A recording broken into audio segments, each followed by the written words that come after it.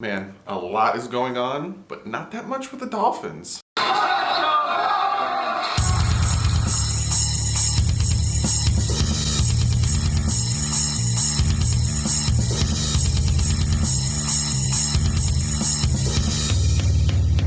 What's up, Fin fans? So, some things happened after the live stream, like during the live stream last night, like the Odell trade and Wake going to the Titans. So I made that video. And then more stuff happened after that video, and I was tempted to jump on and whip out my phone and make a video for you guys, but I was like, you know what? I'll make a video tomorrow, a full-length video, so I can sit here, talk to you guys, edit it, give you all this fancy stuff I put here, all the end stuff, and really give you guys an in-depth look instead of holding my phone, giving you like a 5-minute video. Plus, I'm going live again tonight, so there's even more stuff we could talk about. Last night was super fun. I think we had over 170 people in the stream. Got over 100 likes on it. The channel grew 3817, 3820 in subs. So we broke 3,800 subscribers. Thank you guys so much. My goal again is to get to 4,000. I'm thinking of doing a cool fan appreciation type thing once we hit 4,000 subs. And again, the more we grow, the more I'm going to appreciate you guys with either merch, giveaway, stuff like that. So help grow the channel. But let's get into some of the news that happened late last night, some of the news that is happening this morning, and get to one of you guys' comments. So let's get this started. Guys, I'm telling you, I can't do anything without breaking news happening. So Tyrod Taylor is signing with the Chargers, which means the Dolphins are at quarterback. A lot of people are going to think that they're going to want to keep Tannehill. I don't think they're going to keep Tannehill, but right now, I don't know what their quarterback situation is. I don't know what they're doing at quarterback. Tyrod Taylor signing with the Chargers as their backup. So, I don't know, but continue with the video. First thing, this broke last night. LeVeon Bell signs with the Jets. It is what it is. The Jets are making crazy moves. Again, I said this about the Browns yesterday in my video. I'm going to talk about the Browns again a little bit, but you can throw money at these free agents and you can make these crazy moves. It doesn't necessarily guarantee success. I'm not saying that the Browns or the Jets won't have success. All I'm saying is be cautious. That's all I'm saying. But LeVeon Bell goes to the Jets, 4 years, $52 million, $35 million guaranteed. It's about $14.54 million a year. He has incentives that can boost it up to about $61 million. But the interesting thing, right? When LeVeon Bell was with the Steelers, they offered him a contract that was going to pay him about $15 million a year. I think it was around like $60 million, $61 million. And he turned it down. He wanted to leave the Steelers. And so he said no to the Steelers at $15 million a year, but he said yes to the Jets at $14.54 million a year. So I just found that very interesting. Am I worried that LeVeon Bell went to the Jets and the Jets are going to kill us twice a year? No, not really. It doesn't really faze me. For one, Adam Gase doesn't like running the ball, so he's going to be throwing bubble screens to his receivers and to his running back every 5 seconds. So it doesn't really faze me unless he learned from his mistakes and he changes his ways. I'm indifferent about it. They're making good moves. They lost on Anthony Barr. They got C.J. Mosley. They got Osemele. Now they got Le'Veon Bell. They signed a corner. They're making good moves, but it is what it is. So after Le'Veon Bell, we got Earl Thomas is going to the Ravens. It's 4 years, $55 million, $32 million guaranteed. It's about $14.33 million a year. The Ravens wanted to get Tyrann Mathieu after letting Eric Weddle go. They didn't get him. Chiefs got him, so they get the next best thing, Earl Thomas. Very good pickup for them. I think he'll play very well for the Ravens. It's like I said, it's about $14.33 million a year. It's right behind Landon Collins. Also, $22 million of that $55 million, he's going to get in the first 9 months. So he's getting a big chunk of his contract the first 9 months. They have a lot of faith in Earl Thomas. Next, Dolphins signed Cornerback Rowe. It's a 1 year, $4.5 million contract. The only part of his contract that is guaranteed is his signing bonus of $500,000. So the Dolphins could easily cut him if he doesn't pan out and literally just pay $500,000. His base salary is a 1.375, and he has up to 1.6 million in incentives and a 25K workout, bonus. So the more he works out, 25K. So it's a $4.5 million contract, but essentially all he's guaranteed is $500,000. You haven't heard of Eric Rowe. He hasn't done much. He hasn't played much, but I'm hearing out of college really great things about him. I'm also hearing that him and Tankersley are competing to be opposite of Xavier Howard, but don't think the Dolphins are going to stop from signing other corners or drafting other corners to compete.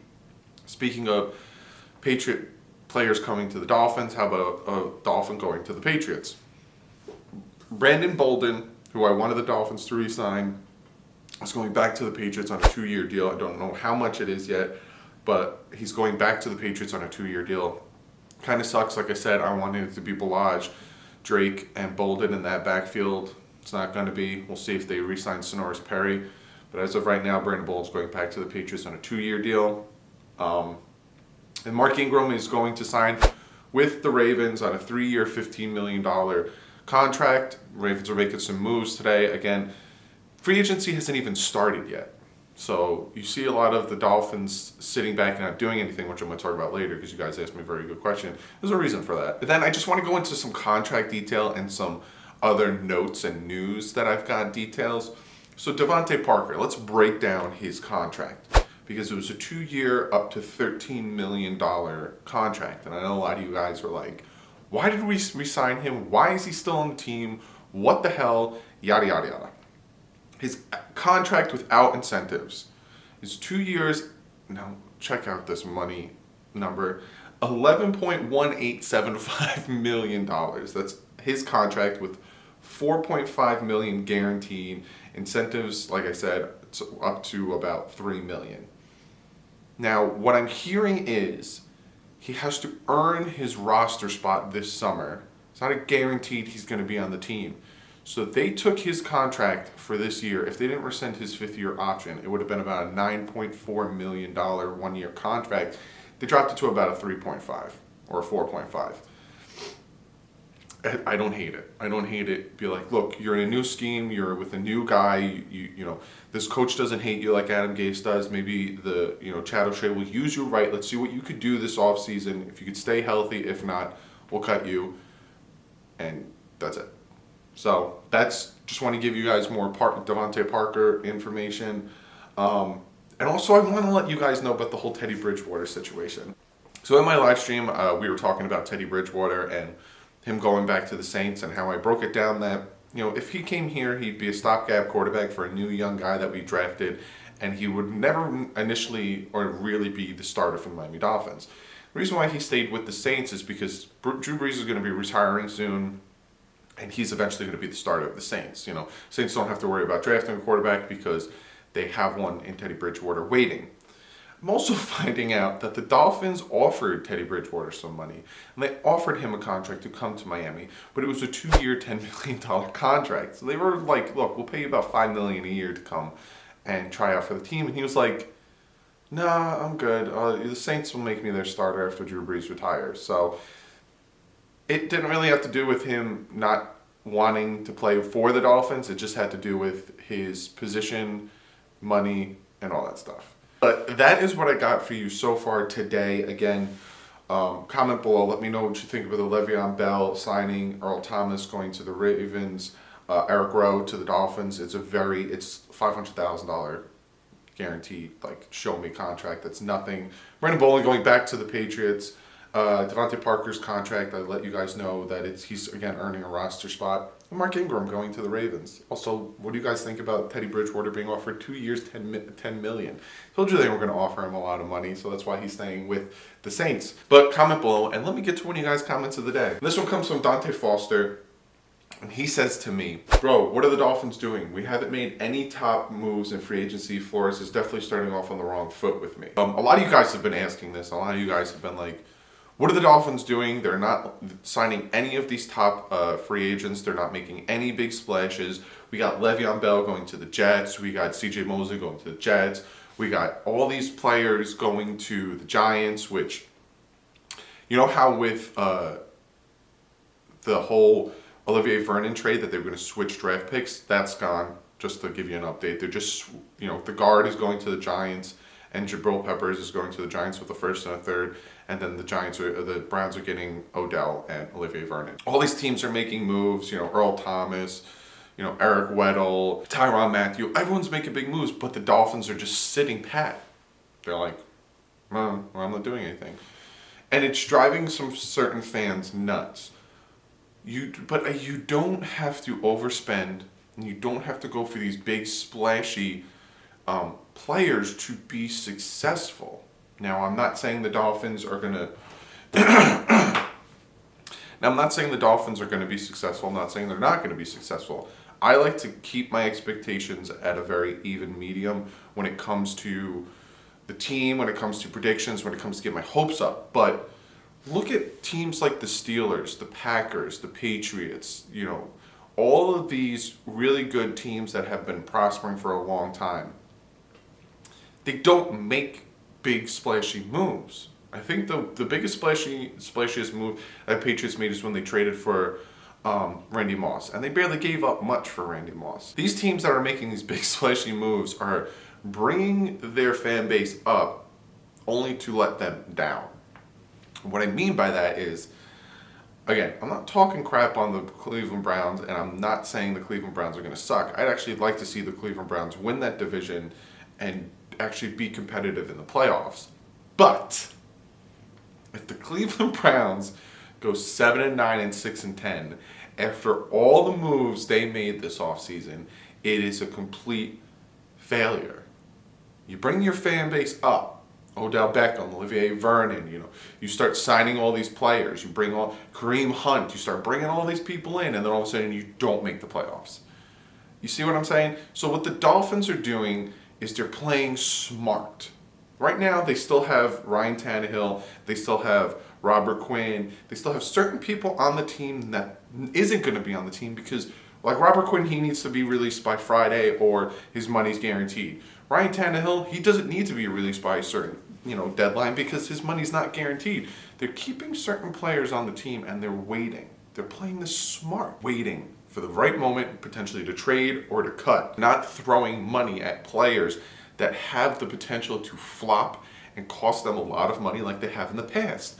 They're playing it smart. They're building smart. They're bringing in guys that they either know or they know can produce and not going to cost them a lot of money.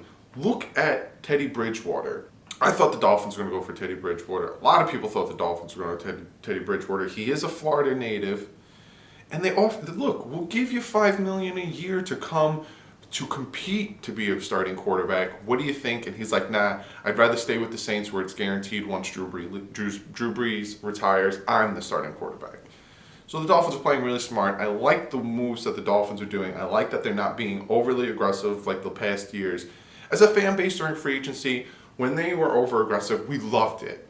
We got Mike Wallace. We got Ndamukong Suh. We're bringing out, Albert in. We're trading. We're doing this. Oh my God, this team's going to be great. We're going to succeed. We're going to make the playoffs. We're going to win the division. We're going to do it. And then when we don't, everyone thinks we suck. This coach sucks. The GM sucks. The owner needs to go. They suck. We all suck. I hate this team. Why am I a fan? I'm done with this team. This and that. But then when they don't do it, what are we doing? We're not doing anything. I hate this team. I hate the GM. The coach sucks. We suck. You can't win. So me personally, I really like the way that the team is working. I really like how they are not overpaying. They're not going crazy. And they're playing it smart. I like what they're doing. But, comment below. Let me know what you guys think of all the moves. Let me know what you guys think of what I was talking about. Do you like them being smart? Do you like them building right? And are you tired of being let down by the crazy big plays and the crazy big signings and just for it to not pan out? So comment below, let me know that. Be sure to follow me on Twitter. I'm not making another video until live stream at 6:30. So if you guys, if any other things happen, because while I was making this Mark Ingram signing happen, if any other things happen, be sure to follow me on Twitter. A lot of you guys started following me on Twitter because I retweet things and I tweet about things and all that stuff, so I put it here. Also, if you guys want me to start posting more on Instagram, let me know and I'll do that as well. Go over, check out the Bit Boys. We're going to be playing a ton of new games. I'm going to start. I gave you the spiel that it's Wednesday, Thursday, Friday, Saturday. That's not happening anymore. I'm just going to start uploading videos like crazy. So you get a lot more content on the Bit Boys. If you like that stuff, you like those video games, give this video a thumbs up. It's like I just said in my little spiel. I like the way the Dolphins are working. I like that they're not going over the top, expensive, over-signing players that aren't going to pan out. I like the moves that they're doing. They're playing this really smart, and it makes me feel good about the future. It makes me feel really good about the future.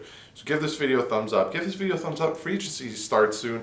And then you guys got draft stuff. And then, oh my God, we've got so much planned for you guys. So subscribe if you're not subscribed already. I will see you guys at 6:30 tonight. Again, let's hang out. I had a blast last night.